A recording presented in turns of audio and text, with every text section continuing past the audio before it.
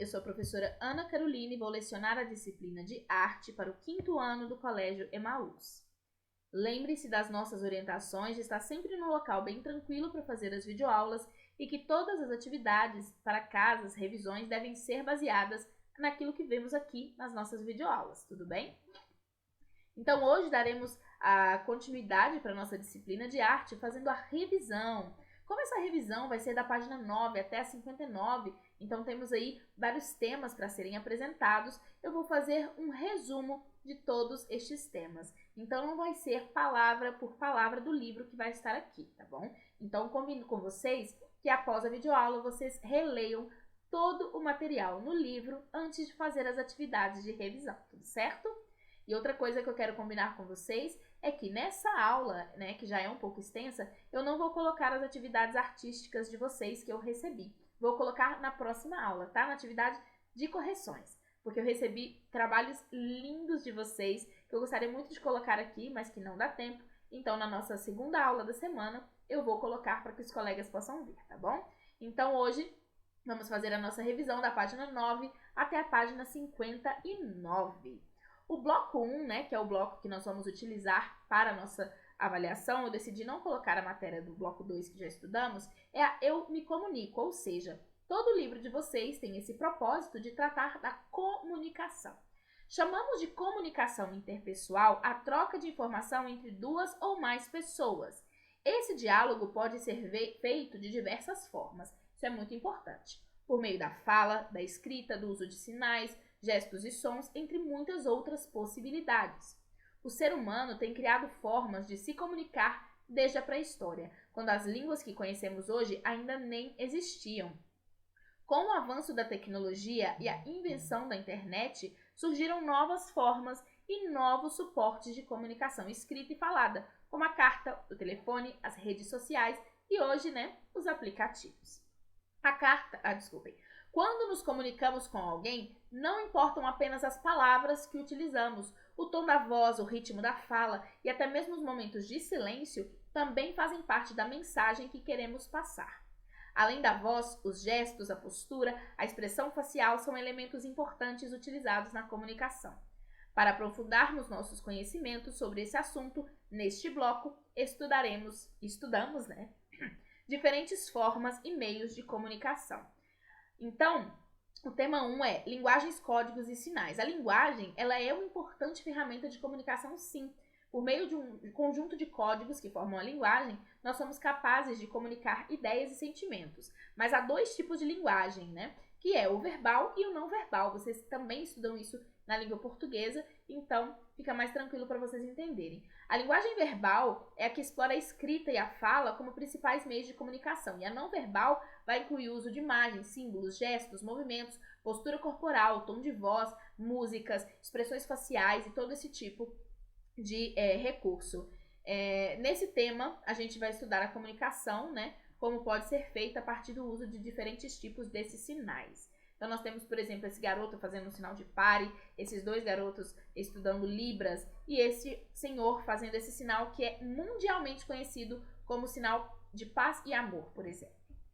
Então, vamos falar sobre a língua de sinais, para o começo de conversa. As pessoas surdas, não ouvintes, elas não podem se comunicar por linguagem falada. Então, elas têm aí a língua de sinal. Elas se comunicam pela língua de sinal e também pela língua escrita, tá? As línguas de sinais, elas não são universais. Então, é importante a gente saber que alguém que é um não ouvinte aqui no Brasil não consegue se comunicar com alguém não ouvinte, por exemplo, dos Estados Unidos, já que eles não possuem a mesma língua de sinais. Assim como acontece com nós, com a gente, que somos falantes. Nós não conseguimos nos comunicar a não ser que a gente aprenda a linguagem, a língua do outro, ou então que eles aprendam a nossa. No Brasil, existe a língua brasileira de sinais, que é também chamada de Libras, e que foi reconhecida como segunda língua oficial do país em 2002. Ela é inspirada na língua gestual francesa, tá? E a Libras é formada por combinações feitas com os movimentos da mão em relação à parte superior do corpo. Então as pessoas acham que é só a mão, mas na verdade não é assim. Eles utilizam toda a parte superior de seu corpo para se comunicar. Em Libras, as palavras e expressões têm gestos próprios e há um sinal para cada letra do alfabeto, contabilizando cerca de 3.000 sinais. Os sinais também podem variar de acordo com a região e a cultura do local, o que enriquece ainda mais essa língua, assim como a gente, né? Porque existem várias expressões que são muito regionais, gírias, palavras que as pessoas vão inventando e elas vão sendo, né, replicadas por outras pessoas. Então, além do alfabeto, eles têm aí quase 3.000 sinais, né, cerca de 3.000 sinais para se comunicar. Embora a Libras seja reconhecida como a segunda língua oficial brasileira, poucos são os projetos voltados à população com deficiência auditiva, principalmente no campo do entretenimento. Pensando numa solução para isso, a Escola Municipal de Educação Bilíngue para Surdos, a professora Vera Lúcia Aparecida Ribeiro, localizada na São Paulo, criou o projeto Teatro em Libras, né? Então eles fizeram aí várias peças somente para surdos, onde realmente não havia falas, somente libras. E aí o desafio visual que a gente viu, né, foi o da Ângela Detânico e do Rafael Laim. A arte, ela lida muito com esse tipo de exposição artística, né? O que eles fizeram foi empilhar objetos, ali, né, nessa parte nós temos algo parecendo com tijolos, e colocar as letras do alfabeto. A partir disso, cada letra vai corresponder a um número, lembrando que o A corresponde ao 1, 2 ao B, e assim por diante, em ordem, tá? Então não é nada bagunçado. E assim vocês conseguem passar mensagens, eles conseguem passar mensagens através das obras de arte, né? Não só palavra, mas também como frases inteiras. Por exemplo, se eu quero falar a vida, eu vou utilizar ali a quantidade de objetos do A, a quantidade de objetos do V, a quantidade de objetos do I, do D e do A novamente. E assim a pessoa contando, né, ela vai conseguir entender esse código e entender a frase. E vamos falar agora de comunicação sonora, né? Porque, como dizemos, não é somente falando e escrevendo que a gente se comunica. Você já percebeu que é possível expressar nossos sentimentos por meio dos sons que emitimos, como o som de um riso ou de um choro, ou pelo timbre da nossa voz? Essas e várias outras formas de expressão podem acontecer em diversas situações. Muitos povos e comunidades, por exemplo, utilizam sons e sinais sonoros como forma de comunicação. É o caso dos Pataxó, o povo indígena que vive em aldeias no extremo sul da Bahia e no norte de Minas Gerais. Eles utilizam um apito de madeira para imitar o som de pássaros e assim disfarçar sua presença na mata quando estão chamando membros da família ou atraindo aves para caça. Então ali eles criaram uma maneira de se comunicar sem fazer com que os animais que eles estavam caçando fossem embora assustados. Outro exemplo é o toque do djembe, um tipo de tambor utilizado em algumas culturas africanas, principalmente de países da África Ocidental, como a Guiné e a Costa do Marfim. Esse instrumento é tradicionalmente usado para anunciar acontecimentos como o nascimento de uma criança, o falecimento de alguém, o início de uma festa ou a chegada de alguma tempestade ou ameaça. Nas cidades também podemos perceber o uso de sons para comunicar algo. O toque do sino nas igrejas, por exemplo, informa o passar das horas. No trânsito, o som de uma buzina pode ser usado como forma de alerta. O sino da igreja ele também tem outros tipos de comunicação dependendo do local em que você está, né? Aqui em Minas Gerais, eu não posso dizer dos outros estados, as cidades pequenas, né, de interior, elas utilizam o sino da igreja também para comunicar o falecimento de pessoas importantes da comunidade. E aí falamos também do gumbut, que é outra forma de se comunicar, é a dança. Um bom exemplo de dança que utiliza sinais e códigos é o gumbut, lá da África do Sul. Essa dança surgiu inicialmente como uma forma de comunicação entre os trabalhadores escravizados das minas de ouro daquele país, né? Como eles eram proibidos de conversar e muitos falavam idiomas diferentes, próximo do que aconteceu aqui no Brasil, né? Pessoas de muitas etnias convivendo juntas, eles criaram um código a partir dos sons que eles emitiam ao bater no chão e nas mãos as botas de borracha que eles usavam durante o trabalho. Com o passar do tempo, essa comunicação com as botas acabou se transformando em uma dança tradicional do país, né, da África do Sul, que é o gumbut, que é caracterizado pelos passos e pelas batidas bem marcadas. Então, eles transformaram algo, né, da história deles em um movimento artístico. Isso é muito bonito de se ver. E vamos falar de transmissão de mensagens. Ao longo do tempo, o ser humano tem utilizado diversas formas de comunicação por meio de sinais e conforme acontecem avanços tecnológicos, vão surgindo novas modalidades, né? Na antiguidade, por exemplo, os faróis começaram a ser utilizados para orientar os navegadores, né? Os faróis estavam ali e, dependendo da maneira como aquela luz girava, né? Ali tinha uma grande lâmpada os navegantes podiam saber que se podiam seguir em frente, ou então tinham que voltar, ou ir para mais para o lado, para não bater em rochas, etc. No início, eram acesas fogueiras, mas séculos depois foram criadas construções imponentes com lâmpadas e refletores, que emitiam uma luz visível a longas distâncias. Graças a esses avanços, hoje em dia temos acesso à internet e aos telefones celulares, por exemplo, com suas diversas funcionalidades. Então, se a ciência e a tecnologia não tivessem avançado, essas funcionalidades aos quais a gente está tão acostumado talvez não existissem. Então, na antiguidade, nós tivemos os faróis, né, que começaram a orientar os navegadores em embarcações.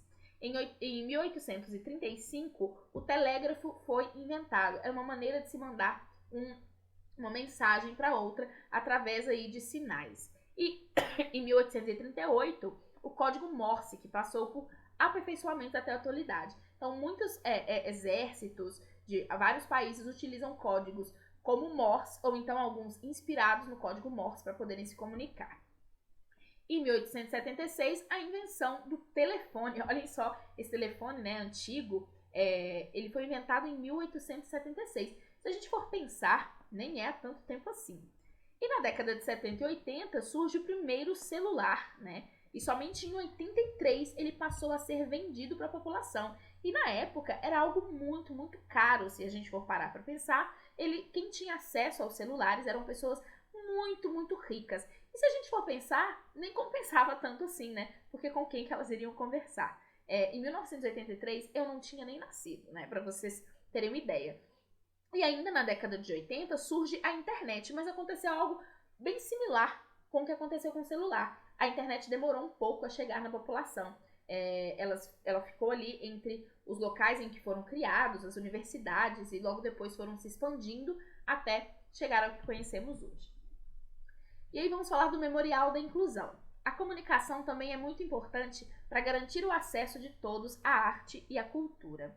Atualmente, diversos museus e instituições culturais contam com recursos de acessibilidade e inclusão, como o uso de libras, de textos em braille e da escrita tátil, que é utilizada pelas pessoas cegas ou com baixa visão. Essa escrita tátil se chama braille, tá, meninos? O Memorial de Inclusão, localizado na cidade de São Paulo, foi criado em 2009 para registrar e tornar pública a história desses movimentos, conscientizando os diversos setores da sociedade das necessidades e dos direitos das pessoas com deficiência e suas famílias. Então, o Memorial da Inclusão mostra toda a história das lutas das pessoas em fazer parte da sociedade de uma maneira mais inclusiva, né? De uma sociedade que abra os olhos para as necessidades dessas pessoas com deficiência ou com algum tipo de dificuldades, né? Então, é muito importante para a gente sempre relembrar que chegar ao ponto que estamos, né, em questão de direitos dessas pessoas, não foi fácil. Então, a gente tem sempre que ajudar essas pessoas a lutar ainda mais pelos seus direitos. Também ao direito à arte, né? Por que não?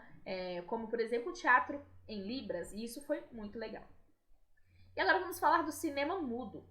Já que estamos falando sobre sons, vamos falar também da ausência do som. Você sabia que os primeiros filmes produzidos não tinham som gravado? Até meados dos anos 20, o chamado cinema mudo apresentava os diálogos por meio de gestos, expressões faciais, mímica e letreiros explicativos inseridos entre as cenas. É importante lembrar que esses filmes mudos, né, se vocês tiverem a chance de assistir algum trecho, eles eram muito exagerados, as expressões faciais eram muito exageradas, os movimentos eram grandes, porque eles tinham que passar essa ideia, já que eles não tinham a vocalização, né, a fala, para poder ajudar a passar a história. Como não existia tecnologia que possibilitasse a produção de obras cinematográficas com sons gravados, os filmes mudos contavam com músicas e efeitos sonoros executados por uma orquestra no momento da exibição. Então eram colocados aí, né, numa pós-produção muito diferente da pós-produção que conhecemos hoje. Elas eram tocadas aí ao vivo para as pessoas. Por quê? A tecnologia, ela já conseguia gravar a imagem em preto e branco, mas ela ainda não tinha avançado o suficiente para gravar o áudio junto. E aí, né, falando também sobre linguagens distintas, temos as onomatopeias. Como temos estudado, os variados sons que são produzidos o tempo todo também podem ser representados por meio da escrita. E essas são as onomatopeias. As onomatopeias são como esses quadrinhos que estão embaixo. Boom! Boom, ele quer dizer o quê? Uma explosão. Aconteceu uma explosão. Observem os desenhos em volta, mostrando que realmente pode ter sido uma explosão. E alguns, inclusive, tem um raio também, né? Como se fosse algo sobre um trovão e um raio que passou. Quando fazemos isso, estamos criando uma onomatopeia, ou seja, uma palavra que busca expressar sons da natureza, de animais, da voz humana, de objetos ou de máquinas. Nas histórias em quadrinhos, por exemplo, as onomatopeias são utilizadas de várias formas de acordo com a situação em que aparecem. Então, se alguém está dormindo, eles colocam vários z's, né? Se alguém está correndo, eles colocam zás para mostrar que foi muito rápido e assim por diante. E aí, vocês se lembram quando a gente estudou sobre os pictogramas? Então vamos rever. Existem desenhos e figuras que encontramos com frequência no nosso dia a dia e que transmitem informações importantes. Muitos desses símbolos costumam ser utilizados no mundo todo com a mesma finalidade, mas podem apresentar variações de acordo com o país. Esses símbolos são chamados de pictogramas. Por exemplo, a sinalização de emergência dos edifícios e também algumas placas de trânsito. Como as leis dos países mudam em relação ao trânsito, então pode ser que essas placas se modifiquem um pouco. Os pictogramas são criados de acordo com alguns dos princípios do desenho universal. Informações de fácil entendimento, como o uso de símbolos e de linguagens simples e intuitivas, que qualquer pessoa, ao bater o olho naquela placa, compreenda imediatamente o que ela quer dizer, né? Para que possa ser compreendido de forma imediata. Porque se existe um pictograma sendo utilizado, é porque aquela informação ela é importante. Se aquela informação ela é importante, ela precisa ser passada de maneira clara, simples e confiável. Então é por isso que é usado o desenho universal, né? Porque mesmo que um turista venha aqui, mesmo que ele não compreenda 100% do que está dizendo, ele vai ter uma grande ideia do que é proibido ou o que ele deve fazer naquele local. Então nós temos os pictogramas de acessibilidade, né? Usuários de cadeiras de roda, pessoas com deficiência visual e pessoas com deficiências auditivas. Os pictogramas de emergência, como saída de emergência, muito importante quando estamos em locais fechados. Proibido usar o elevador em caso de incêndio, porque às vezes as pessoas não sabem, né, que o elevador ele não é o melhor lugar para você se refugiar. E também primeiros socorros. Então você está num local, se machuca, é ali naquele símbolo que você vai para pedir ajuda. Tem os de higiene, limpeza e segurança, né? Então, proibido fumar, né? No Brasil nós temos uma lei que é proibido fumar em locais públicos fechados. Local de descarte de lixo reciclável, então para que vocês não se confundam ao colocar o lixo no local errado e jogar lixo no lixo, que parece ser uma coisa boba, meninos, né? Porque a gente tem que falar para as pessoas que o lixo se joga no lixo, mas é muito importante ter esses pictogramas porque as pessoas ainda não compreenderam que o lixo tá ali por um motivo, né? E os pictogramas dos Jogos Olímpicos, por exemplo, de 2016, mostravam quais eram as modalidades que estavam ali. Se vocês forem pensar, por que colocaram pictogramas? Porque é facilmente reconhecível por todas as nações. Ah, professor, eles colocavam placas em inglês em todos os lugares. Sim, mas não vieram para cá somente pessoas que falavam inglês ou português. Então era preciso colocar outro tipo de linguagem, outro tipo de amostra, para que essas pessoas também entendessem que naquele lugar era o tiro com arco através de um pictograma. E aí vamos falar de artes com letras. Partindo da ideia de que as letras têm seu próprio desenho, a artista mineira Marilá Dardot transformou-as em objetos que integram uma instalação interativa chamada A Origem da Obra de Arte, no Instituto Inhotim, aqui pertinho da gente, localizado em Brumadinho, Minas Gerais. A artista disponibilizou 150 vasos de cerâmica de diferentes tamanhos, 12 tipos de semente, terra e ferramentas de jardinagem. Depois os vasos foram dispostos formando palavras diversas. Então, essa obra de arte da Marilá Dardot, ela só existe porque existe nós, porque existem as pessoas que foram até lá e se propuseram a fazer parte da obra de arte. Ela somente propôs, ela trouxe a ideia, né? Ela teve a ideia, trouxe a ideia à vida e depois entregou os materiais para as pessoas comuns, né? Que não se consideravam artistas e foram elas que criaram a arte, né? Escrevendo aquilo que estava no coração delas no momento, escreveram seus nomes, plantaram, né, sobre essas letras e ficou muito legal. E vamos falar das imagens que gritam, porque como a gente está falando de sons, a gente pode entender também que uma imagem pode passar a ideia de um som. Por exemplo, esse quadro. Esse quadro ele é muito importante para a história da arte mundial. Ele é facilmente reconhecível e quase tão conhecido como, por exemplo, a Mona Lisa, né? É uma obra de arte que 90% da população já viu, mesmo que não saiba o nome ou quem a fez, já se deparou com essa imagem. Esse é do pintor norueguês Edvard Munch e se chama O Grito. E ela é do impressionismo, né? Então ela já tinha esse propósito de impressionar as pessoas. E o grito é um ícone da arte moderna. E ele transmite angústia, desespero, medo e terror, né? Quando a gente olha para esse quadro, a gente realmente quase escuta o grito que ele está soltando, né? E cada um, claro, vai imaginar esse grito de uma maneira, mas a gente não pode negar que essa imagem grita de verdade, né? Por mais que o som não esteja ali, a nossa memória ela consegue recriar um grito muito específico para esse quadro. Pensem aí, qual grito vocês acham que essa pessoa nessa obra está dando, né? Cada um vai ter uma percepção de um grito de desespero, mas todos vão poder dizer assim, ele está gritando de angústia, de desespero, de medo.